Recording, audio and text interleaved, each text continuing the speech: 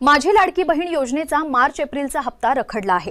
E-KYC आणि आधार link नसल्याने पडताळणी सुरू असून यामुळे निधी थांबला आहे। बऱ्याच लाडक्या बहिणींना हा निधी म्हणजे मार्च आणि एप्रिल महिन्याची 1500 प्लस 1500 3000 रुपयाची जमा झालेले नाही। बऱ्याच लाडक्या बहिणींना म्हणजेच जवळपास लाडकी बहीण योजनेतील 2,47,00,000 एवढ्या लाडक्या बहिणी या पात्र होत्या फेब्रुवारी महिन्याच्या हप्त्यासाठी। बऱ्याच लाडक्या बहिणींना फेब्रुवारी महिन्याचा हप्ता हा जमा झालेला आहे, पण जो आहे आता मार्चचा 1500 रुपये आणि एप्रिल महिन्याचे 1500 रुपये हे दोन्ही हप्ते हे जमा झालेले नाही। कारण असं की बऱ्याच लाडक्या बहिणींनी केवायसी केली होती, त्यांना सुद्धा हप्ते हे जमा झालेले आहे।